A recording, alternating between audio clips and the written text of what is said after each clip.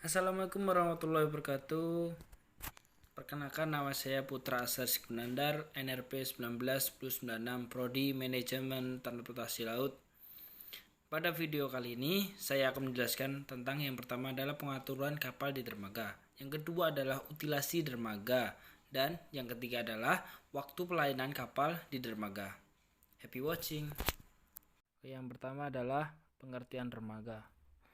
Dermaga merupakan bangunan yang dirancang khusus pada suatu pelabuhan yang digunakan atau tempat kapal untuk ditambatkan atau merapat untuk melakukan kegiatan bongkar muat barang dan penumpang kapal. Bukan cuma sebagai tempat untuk melakukan tempat bongkar muat barang ataupun penumpang, tetapi dermaga juga digunakan sebagai tempat melakukan pengisian bahan bakar kapal, air bersih, air minum, ataupun saluran kotor. Lalu ada tipe-tipe dermaga yang ada di Indonesia. Terdapat 3 tipe dermaga yang bisa Anda temukan. Tipe-tipe tersebut adalah yang pertama adalah dermaga dolphin atau trestle. Yang kedua adalah dermaga Queewall. Yang ketiga adalah dermaga apung atau sistem jetty atau pier. Nah, jenis-jenis dermaga sesuai fungsinya. Jenis dermaga di pelabuhan Indonesia sesuai fungsinya.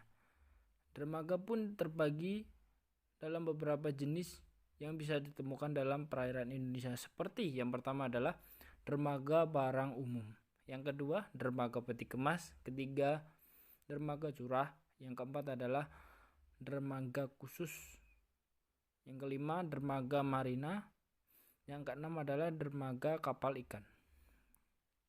Lalu ada beberapa fasilitas yang ada di dermaga, antara lain sebagai berikut. Yang pertama adalah 1 vendor, yang kedua fasilitas alat bongkar muat, yang keempat adalah gudang, yang kelima adalah lapangan penumpukan, yang keempat ya. Sekarang yang kelima adalah jalan. Nah, di sini ada contoh dari vendor pada gambar tersebut. Ini ya vendor. Lanjut pada fasilitas alat bongkar muat. Pertama adalah electrical grab sebagai penunjang multipurpose gantry crane. Telah disiapkan 2 unit electric grab dengan kapasitas masing-masing 15 meter kubik.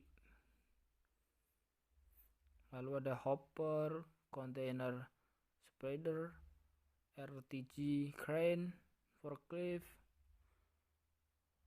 wheel loader, excavator. Lalu ada fasilitas gudang di dermaga. Gudang di dermaga merupakan bangunan gudang yang lokasinya berada di area dermaga dan digunakan untuk menyimpan barang-barang yang berasal dari kapal atau yang akan dimuat ke kapal. Nah, fasilitas gudang di dermaga itu apa aja? Nah, di sini dijelaskan fasilitas gudang di dermaga itu apa aja. Nah, di sini dijelaskan gudang di dermaga menurut penggunaannya dibagi dalam 3 bagian. Yang pertama adalah gudang umum. Gudang umum merupakan bangunan yang dapat digunakan untuk menyimpan berbagai jenis muatan di kapal. Yang kedua, gudang khusus. Gudang khusus merupakan bangunan yang digunakan untuk menyimpan jenis-jenis barang khusus seperti barang-barang berbahaya, barang yang mudah terbakar, dan barang yang harus dalam suhu tertentu. Lalu yang ketiga adalah gudang GVS. Merupakan gudang yang digunakan untuk melaksanakan proses stripping dan stacking dan dari barang-barang yang berasal dari peti kemas. Ini ada contoh gudang di dermaga. Ini contoh gudang ya. Lanjut ke fasilitas lapangan penumpukan dermaga. Lapangan penumpukan merupakan tempat yang luas dan terletak di dekat dermaga yang digunakan untuk menyimpan barang-barang yang akan dimuat atau setelah dibongkar dari kapal. Barang-barang yang disimpan pada lapangan penumpukan harus mempunyai ketahanan terhadap panas matahari dan hujan. Biasanya, barang-barang yang disimpan di lapangan penumpukan berupa kendaraan berat dan barang-barang yang terbuat dari baja seperti tiang listrik, plat baja, baja profil, baja beton, dan lain sebagainya. Lapangan penumpukan harus mampu menerima beban yang berat dari barang-barang yang ditampungnya. Umumnya, konstruksi dari lapangan penumpukan menggunakan konstruksi beton, konstruksi lentur, konstruksi semi kaku, atau semi rigid advanced CDB. Nah, ini ada contoh gambarnya lapangan penumpukan di dermaga. Ini ya. Lanjut, fasilitas jalan di dermaga. Jalan di dermaga merupakan suatu lintasan yang dapat dilalui kendaraan maupun pejalan kaki yang menghubungkan suatu tempat dengan tempat lain, menghubungkan area keluar masuk dermaga. Sehingga jalan ini harus disusun dengan konstruksi tertentu sehingga dapat menahan beban dan kecepatan kendaraan yang direncanakan. Ini ada contohnya fasilitas jalan-jalannya di dermaga tersebut ya.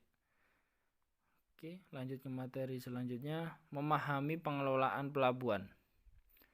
Pelabuhan menurut pasal 1 Undang-Undang Nomor 21 Tahun 1992 tentang pelayaran merupakan tempat berdirinya dari daratan dan perairan dengan batas-batas tertentu, di mana berlangsung kegiatan pemerintahan dan kegiatan ekonomi. Kegiatan-kegiatan menyangkut kapal-kapal yang bersandar, berlabuh, naik turun penumpang. Kegiatan utama Pelindo 1. Yang pertama adalah storage dan warehouse. Yang kedua adalah marine service. Yang ketiga adalah clean water. Yang keempat ada shipyard. Yang kelima adalah electronic, ITY, installation, storage and warehousing. Nah, apa saja bidang usaha yang dikelola oleh Pelindo 1? Jawabannya adalah perusahaan memfokuskan kegiatan utamanya di bidang penyelenggaraan dan pengusahaan jasa kepelabuhanan, serta optimalisasi pemanfaatan sumber daya yang dimiliki perusahaan untuk menghasilkan barang atau jasa yang bermutu tinggi dan berdaya saing kuat untuk mendapatkan atau mengejar keuntungan guna meningkatkan nilai perusahaan dengan menetapkan prinsip-prinsip perusahaan tersebut. Nah, apa saja kegiatan usaha Pelindo 1? Kegiatan usaha Pelindo 1 mencakup yang pertama adalah penyediaan atau jasa pelayanan kolam-kolam pelabuhan dan perairan untuk lalu lintas dan tempat-tempat berlabuhnya kapal. Yang kedua adalah penyediaan atau jasa-jasa yang berhubungan dengan pemanduan dan penundaan kapal. Yang ketiga adalah penyediaan atau pelayanan dermaga dan fasilitas lain untuk bertambat, bongkar, peti kemas, curah, kering, multipurpose barang termasuk hewan, generator kargo, dan fasilitas naik turun penumpang atau kendaraan. Yang keempat adalah penyediaan jasa bongkar muat, peti kemas, curah cair, curah kering, generator kargo, dan kendaraan. Yang kelima adalah penyediaan atau jasa terminal peti kemas, curah, multipurpose penumpang, pelayanan rakyat, dan RO. Nah, ini ada terampil menghitung turnaround time terhadap ketersediaan dermaga. Yang pertama adalah port time. Apa itu port time? Yaitu waktu yang dibutuhkan kapal labuh untuk menunggu sandar dan keluar setelah selesai melakukan kegiatan bongkar atau muat. Lalu yang kedua adalah effective time. Waktu efektif atau effective time adalah waktu yang benar-benar digunakan untuk melakukan bongkar muat selama kapal berada di dermaga. Lalu adalah yang ketiga atau yang terakhir adalah turnaround time. Turnaround time atau TRT adalah waktu kedatangan kapal berlabuh jangkar sampai sandar di dermaga serta waktu keberangkatan kapal setelah melakukan kegiatan bongkar muat barang atau time arrival. Mungkin itu. Lalu memahami menghitung kinerja dermaga, mulai dari output dermaga, port output atau berth output, lalu ada ship output, lalu ada berth occupancy ratio atau BOR. Nah, ini ada pengertian dari output dermaga. Output dermaga adalah keluaran jumlah barang yang dibongkar atau dimuat dalam periode waktu tertentu di suatu dermaga. Yang kedua adalah berth output atau disebut juga dengan berth throughput. Adalah indikasi dalam rangka untuk mengetahui banyaknya barang yang diangkut melalui dermaga. Berth output lalu